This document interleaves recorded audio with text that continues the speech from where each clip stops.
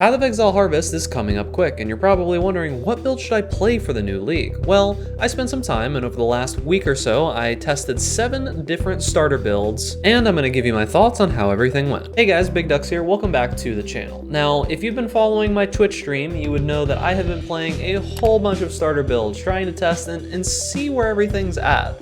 Give myself kind of a refresher on what's been going on with the different starter builds, and prepare myself to make my starter guide for 3.11 Harvest League. Now remember, the best way to help me out is to like this video so that it can get to more people, and to consider subscribing so you can see more content similar to this. Now, without further ado, let's get into the video. I did some research before we got started on these builds, and just kind of saw a variety of different things that you could begin the league with.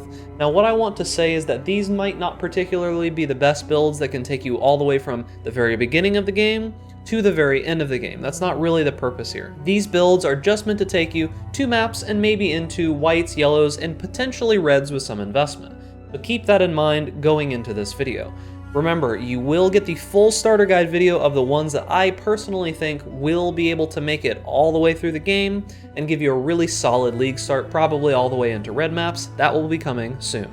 In the meantime, let's go over my findings. So I've been wanting to play a trapper build, and I've been looking around, and there's honestly not been very many popular ones recently, and the only one that I found was Explosive Trap. Now, I wanted to give Explosive Trap a try, actually, because it's an ability that I saw way back in the day that I hadn't actually ever played.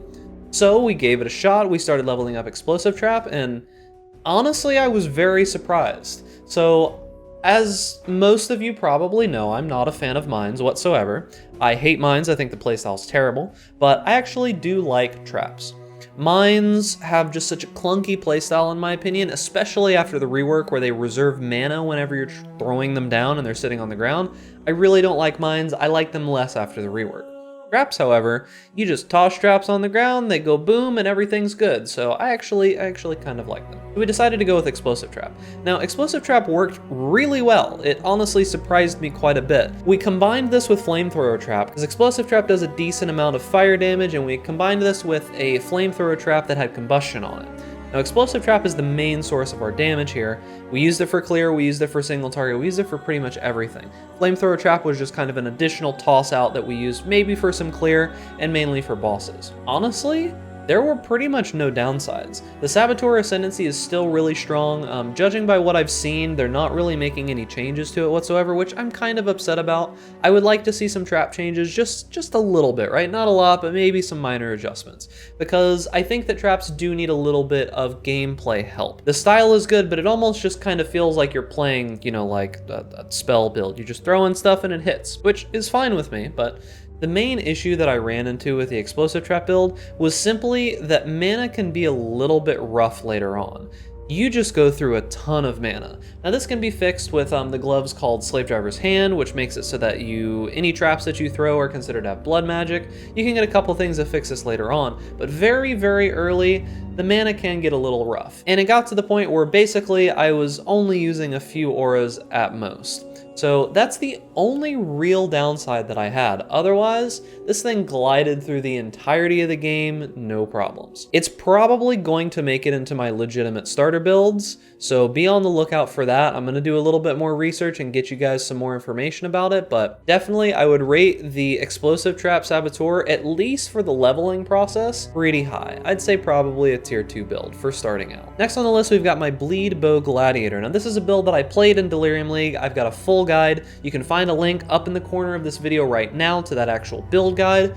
It has a full guide, everything is there. I'm just gonna go over the process of leveling just a little bit because I did it differently this time. When I originally leveled my Bow Gladiator, I leveled it as a bow character. It's not as good as the way that I'm going to tell you here in a moment, but it's still acceptable. Generally, starting as a bow character can be a little bit rough, especially without gear. Now, the way that I started it this time around is I simply played just a two-handed melee build. You can do dual wielding, it really doesn't matter what you do. The beauty here is that this build uses the Lionized Jewel to convert the axe nodes on the left side of the tree into bow nodes. So what you can do is you can just get those axe nodes, use an axe, use whatever ability you like. I personally went with the Blood and Sand route where I did Perforate and then eventually went into Bladestorm. And although we got some pretty horrific RNG. Like, I can't remember the last time I got so absolutely screwed while leveling. It still leveled up faster than pretty much all of these other builds, except for the explosive trap one. This one leveled really fast, even with terrible RNG, so be on the lookout for this build. It transitions very easily. If you really wanted to, you could farm the lion card that drops off of the queen in Act 6. I don't remember what her name is, but she's Hiri. She's the one that allows you to open up the gates to where Tukohama is. You can farm her for the lion card to attempt to get both the bow and the jewel if you're trying to play this on solo self-found. And that's pretty much all that you need to be able to play this build is just that. The card drops pretty often, so pretty solid start for a league, I have to say. It scales pretty well into mid-game, and with some investment and some decent crafting knowledge, you can get into endgame with this build as well and clear the entire game. As I said, check out that build guide. It's linked down below, and it was up in the top right corner earlier. Now, the next thing we're going to talk about is the Summon Raging Spirits Necro. Now, this is something that I wasn't sure that I actually wanted to play, but I was looking for a minion build that was a little bit more in-depth than the standard, well, summon a whole bunch of zombies and they kill everything for you, right? We still did use zombies, but I wanted something that I could actively cast. Summon Raging Spirits did pretty well, surprisingly. There is this kind of lull period right in the middle of the game. The ability starts out really, really strong, and it falls off very heavily until you're able to get Unleash at around Act 4. Once you get Unleash, it is absolutely monstrous. We coasted through the rest of the game. Great single target, really good clear with melee splash. Honestly, a very, very solid build, and it does go into the endgame quite well. I played this build back in Blight League, and it was very solid then. I was able to clear as many Blights as I wanted. I didn't have any problems whatsoever. So this is an awesome starter build. I highly recommend it. You can probably look forward to this most likely being in the build guides as well. Maybe, I'm not sure. There's honestly some pretty contentious spots here for what I'm going to suggest, because a lot of these builds ended up being really good. So let's keep moving on. This one, probably like a high tier 3, maybe a low tier 2. Now the next build is something that I haven't actually played pretty much ever before. This is a Toxic Rain Trickster.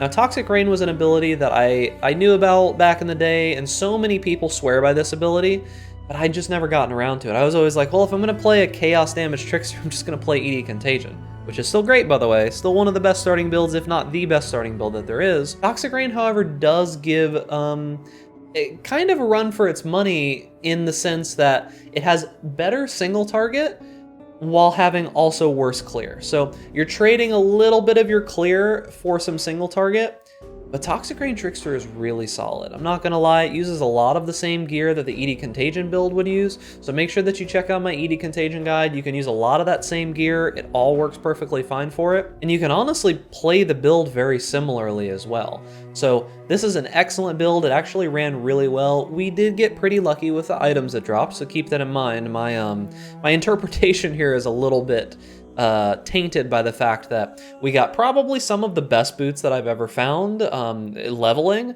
I mean, these are boots that would carry you through all of the endgame, legitimately. They're that good. We found those off of the Act 9 boss while we were solo self-found. And then we also found a 5-link of the correct colors that we needed. So it went really well in that regard, but still, even without those things, I think it would be a very, very solid league start. This may not make it into my guide just because there are so many other people that have this as their guide. However, I just wanted to mention it here. However, this next one is probably going to be my #1 suggestion, and it's absolutely what I'm going to be playing in the next league. So this is the Earthquake Berserker. Now, you might have heard of the Earthquake Jug, right? EQ Jug has kind of been the meme forever, but with the changes to Warcries, I'm feeling some Zerker love. Now, the reason that I think this is going to be better than the Jug early on is simply because the Berserker Ascendancy has so much damage, just raw damage and raw recovery built into it with no requirements for gear. So you can get in with this build, you can get into low and mid-tier maps and absolutely demolish them with no gear, nothing that you need. The Juggernaut, while tankier, really does suffer in the damage department pretty heavily without gear. The Berserker takes care of all of that, no issue. Now, I have heard that we're getting one slight change to the Berserker Ascendancy, and we already know that it's going to be the Warcry node. Hopefully it's not completely bricked, but either way, I'm still going to be going with the Berserker Earthquake most likely. And we might go Ice Crash, I'm not sure. This will work with pretty much any slam ability. But when I was leveling, this is one of the more solid builds that we did the entire time while leveling. It wasn't the fastest, it wasn't the slowest, it was right in the middle. It had really good survivability because of the Berserker Ascendancy. Getting that Warcry node very early on that just gives you tons of mana and tons of life recovery just every single time you Warcry really made this build super smooth. There's honestly not a lot more to say about it. One big thing about playing a melee build, I didn't mention this earlier, but you really need to know about recipe with the vendor, where you take a weapon, you take a blue or yellow rustic sash and a blacksmith's whetstone, you sell them to the vendor and it gives you a percentage fizz rolled weapon of the type that you sold them. Huge for this kind of build. I personally went with a block variation because we're getting some new block stuff on the tree, as well as glancing blows is going to be available. Also some other crazy keystones. So I'm gonna try out a block variety. We're gonna see how the skill tree works and see how everything goes. That's probably gonna be my league starter if I had to call it. Gonna be a Slam Zerker, so prepare for that. Definitely gonna be on my suggested builds for 3.11. Now this next build, while it went okay, honestly, this was the weakest out of everything that we played. By far, this one did not impress me. So we wanted to play an Inquisitor of some sort. We wanted to play a Templar. We wanted to give some tribute to the long neck boy. Divine Ire didn't cut it. Not gonna lie to you guys, Divine Ire did not cut it. Most of the actual leveling process was completely carried by Orb of Storms. Now, if you've watched any of the streamers that do speedruns, any of the racers, you know how strong Orb of Storms is. It absolutely carried everything about this. Divine Ire, it was okay. We tried Stormburst, we tried some other stuff. None of it really felt great. I can't recommend this one. Leveling was really, really smooth early on. It was some of the fastest leveling that we've done. However, that was because of Orb of Storms, not for any other reason. Divine Ire, as soon as we started requiring Divine Ire to actually clear, it got worse and worse and worse. The actual clearing was fine. We had no issues with killing just random mobs, but when we got to bosses, it was almost impossible to kill some of the bosses. And I can only imagine that that would get worse in maps. So this is not going to be one that I recommend. Skip this one for now. Divine Ire Inquisitor, not that great. You'd probably play Divine Ire as a Trickster maybe and do like some conversion mechanics. Divine Ire Inquisitor, not on my recommended list whatsoever. Now this last one was a wild card. This is something that a viewer actually suggested, and this was Poison Blade Vortex Assassin. Now this build surprised me quite a bit. Everyone in my chat was like, well, Blade Vortex is going to be terrible early on, it's going to feel really bad, you probably shouldn't play, you should choose something else and then switch into Blade Vortex later. And honestly, all y'all were wrong. I really liked Blade Vortex early. Now, keep in mind that this isn't starting out as a Poison Blade Vortex. I think that that's probably a mistake. You should most likely start out as an Elemental Blade Vortex Assassin. Now, the reason I say that is because it's very easy to scale elemental damage gained of physical damage. You can get Herald of Ash, you can get Hatred. There's a ton of stuff on the tree that allows you to scale physical damage. And that's the way that you're going to scale the poison later, is through mainly the physical damage and converting it into either chaos or converting that damage into poison damage. So early on, elemental damage is the way to go. This build slapped. Very early in the game, single target was amazing. It's probably better to stick with Ethereal Knives very early, just because Ethereal Knives gives you a bit better clear, but you could just run both. We tried Blade Blast, Burst, whatever it's called. Kind of mediocre. It felt okay, but it kind of just felt like, well, maybe I'll just keep the Blade Vortexes going and not worry so much about it and just run in circles instead. Single target fell off a tiny bit once we started hitting like Act 9 and Act 10. However, as soon as you transition into the poison version, single target's not going to be an issue. Don't even worry about it. Very, very good build. This is probably one of the better starts out of here. I don't know that it's going to make it into the build guide, but it might. And that's pretty much going to be it. There wasn't really much to say about some of these. I gave all of my mentions and everything that I thought of. Let's kind of do a brief overview of the leveling process.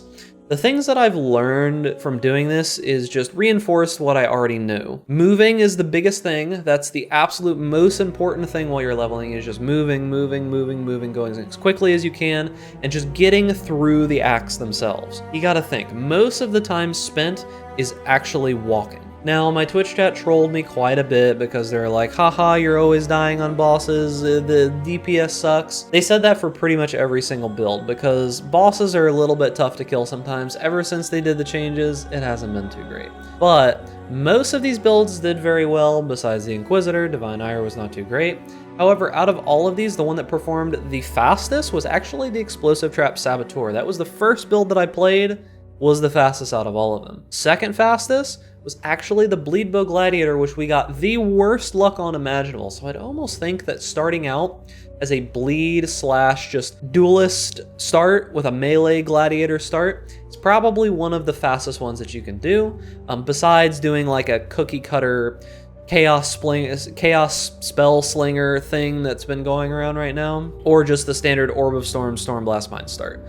If you're not doing any of those crazy racing strats, it's probably one of the better starts.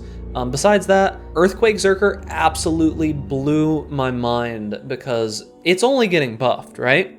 The slam abilities are only getting buffed, and it was really solid. We did find a really good weapon, but even before then, it was really, really solid. That's my thoughts on this. Make sure that you actually check out the starter builds video that's going to be coming out in a few days. I'm going to have everything all in there. It's going to have some of my old builds, plus the ones that actually made it through this portion here. So make sure to check that out. But this kind of gave you just a little bit of an idea of what we went through, what we found out, and some of the different ascendancies that you might not be aware of being, you know, pretty solid, and some that kind of failed horribly. So that's gonna be it, guys. Remember, if you want to help me out, make sure to like the video so that more people can see it, and also consider subscribing for more content similar to this. Stay safe out there in Raid class, and we'll see you guys in the next video.